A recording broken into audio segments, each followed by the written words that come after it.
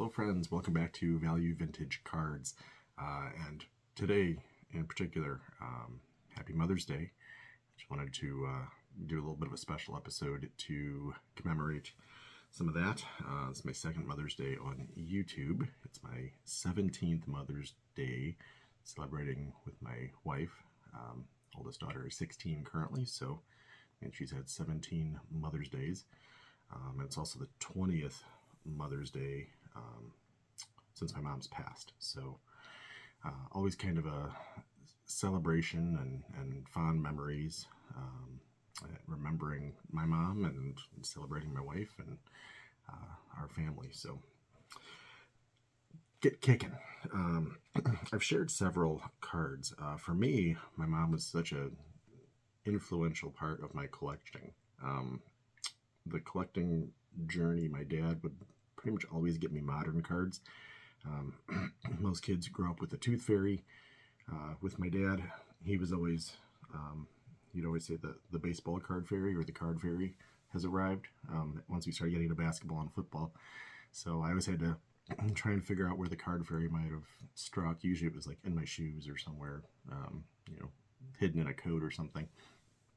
Shoes was a common hiding place for the card fairy. And my mom, probably less so, maybe loving the day-to-day shuffling through, because she wasn't necessarily as big of a sports fan, but she was very supportive of the hobby for me. It was a good outlet. It was a good way to connect. It was, something that was, for an only child, it was a great way to kind of stay entertained, and a lot of numbers, a lot of, ways to kind of learn. So I usually knew everybody's, year of birth and different things. I knew Dwight Gooden was born in 64 and Clemens was born in 62. And, so I was always just into the numbers, whether it be statistics or just years of birth and different things. So maybe that's why I ended up being fairly good in math. But, because mom didn't necessarily know, she would more or less let me register. So I've shared several of these already. But it's always good to bust them out once a year and honor the process and honor Mother's Day. So that is my very first vintage card. At least big one. I mean, maybe technically something else would have been vintage, because I would have been collecting the 80s. I'd probably traded for some 70s to stuff that was not significant, but this was a big deal. This was, ordered online, and something that I knew was a significant investment and a big deal for me. And that's why it's ungraded. It was, always preserved and kept well. That's another thing you learn a lot by being in the hobby, is to really care for what you have. So I think there's a lot of benefits. Another one that was picked up over the years from my mom would have been one that I would have said, like, I want that, and in a magazine, Kit Young magazine probably, and she would have picked whatever ones she wanted. But nice clean card. That's why they're in the way they are. Also picked up, I can always tell it's this one because there's a little bit of a wax stain to it, but it's solid.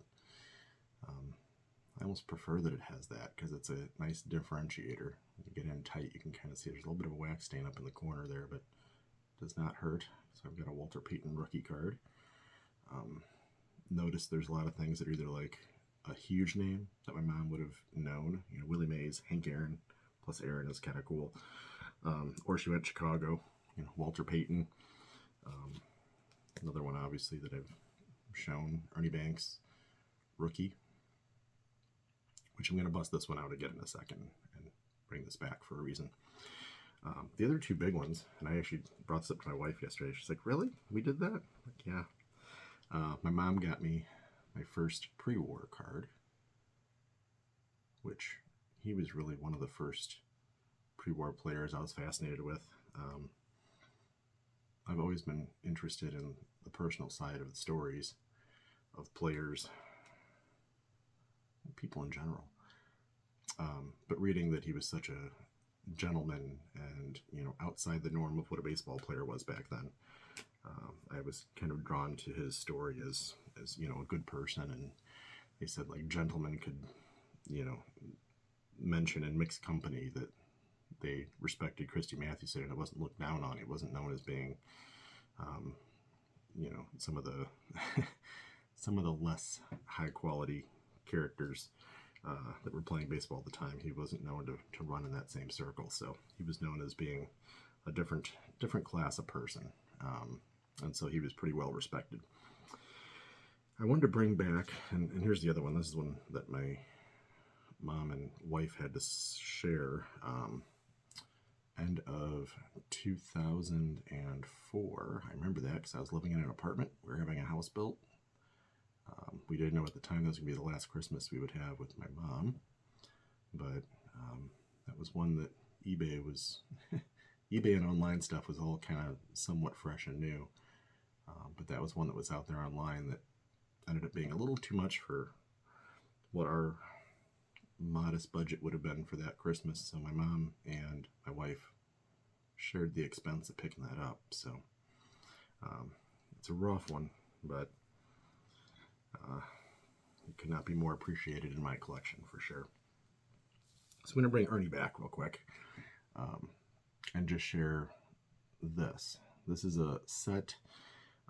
This is obviously his Topps card. This is the one that I've had for 35 years plus in my collection. One of the things that my mom got me, and this is not the original, unfortunately, that was probably taken by movers is my guess. It was definitely not sold. This is something I would have never sold, but it is not turned up over the course of moves and different things. So unfortunately, I think it's a casualty of life. But I was really missing this set, and I was really upset about that.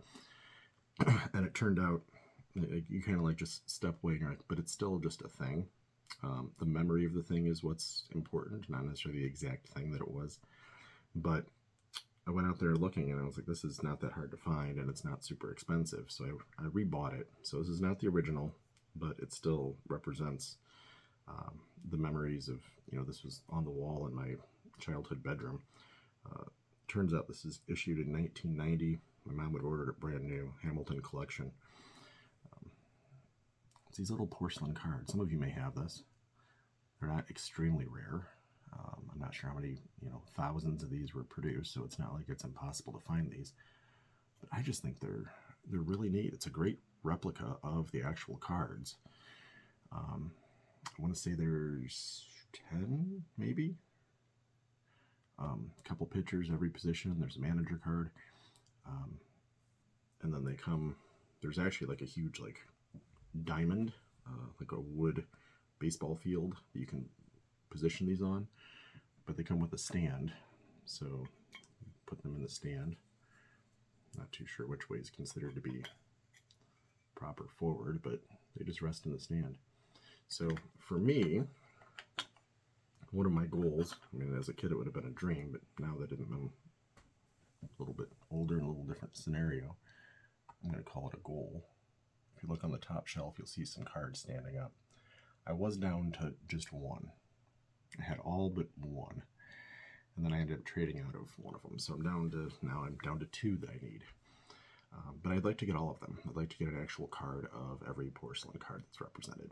I think that'd be a really neat, I don't know, just one of those things. Obviously, you sit there as a kid, you look up in your room, you see an image. It becomes important or significant or memorable, and so why not? You're collecting sets, you might as well collect something that's a little bit of a different set.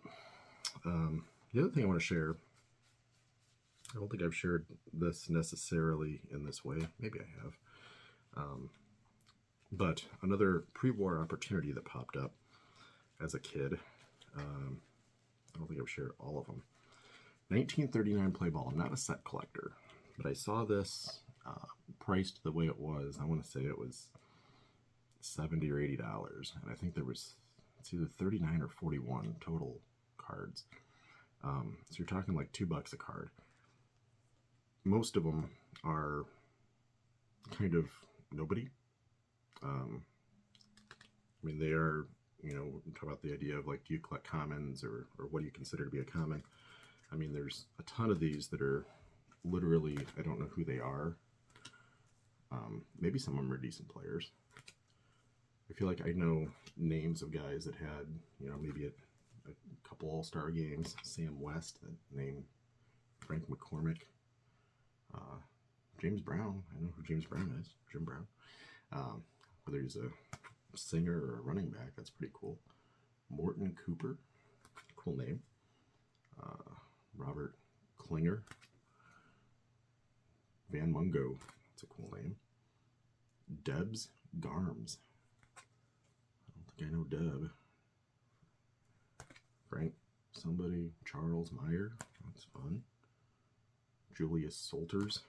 So basically, the reason these were such a deal is they're all trimmed.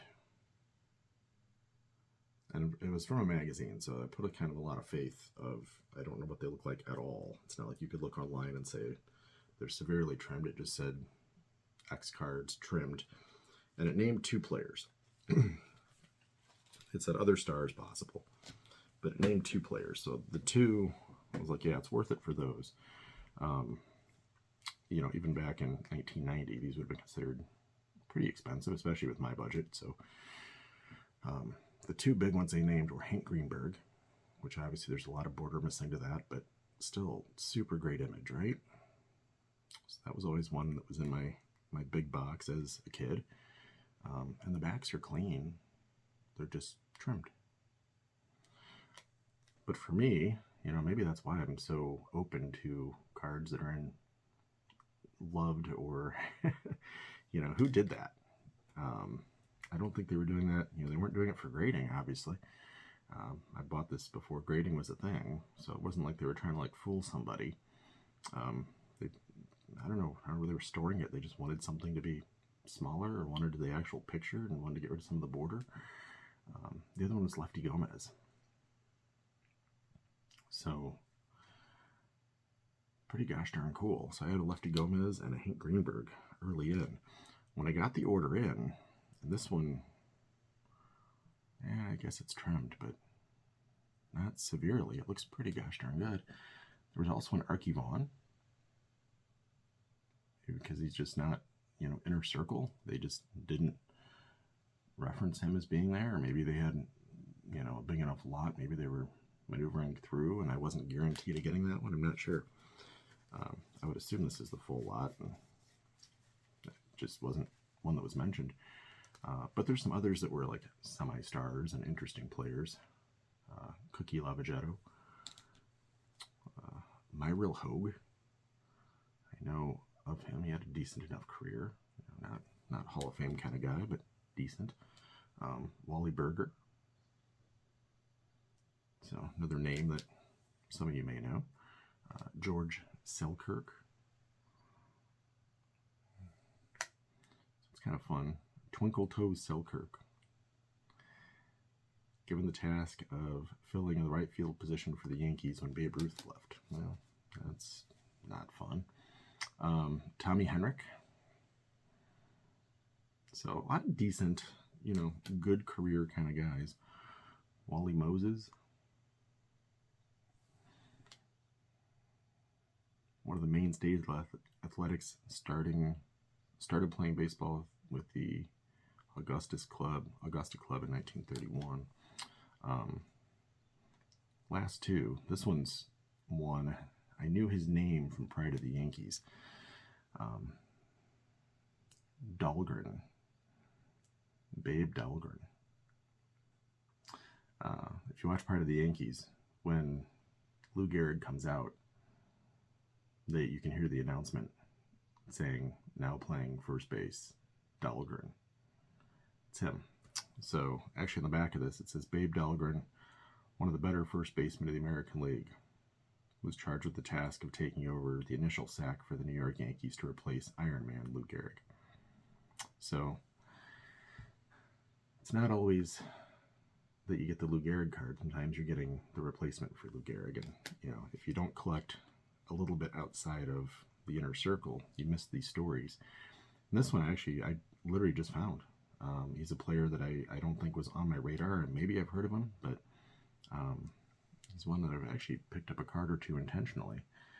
And as I was looking through this lot to do this video, I was like, wait a minute, I know that name now. I don't think I did when I was 12. So it's sat in a different kind of case for a lot of years, probably. It's Lonnie Warnecke. really good pitcher. An all-star 15, 20 game winner kind of pitcher for several years. Solid career. Probably a player I'll do a little bit of a dive on. Maybe I'll do a birthday post for him because his career was significant. Probably not Hall of Fame kind of guy, but definitely Hall of very good and memorable and a significant career. So just wanted to share a little bit of those. Many of those I have shared, some of those I have not. But just wanted to kind of pause, think about the roots of where collecting came from for me. My mom was a huge supporter of me being in the hobby and being active, and my dad as well. I was setting up at card shows when I was 12 and as a dealer. And the card fairy visits and the big Christmas and birthday, wondering what was picked out of the catalogs for me. And so it's really cool to still have these things in the collection and to be adding to it and supplementing to kind of bring to life some of those things that were significant as a kid. So that's all I got for you today. I just wanted to pause, share a video, wish all the moms out there happy Mother's Day. For a lot of us, it's probably the wives, it's the moms, it's everyone else in our life. But pause today and give proper honor. So catch you guys on the next one. Take care.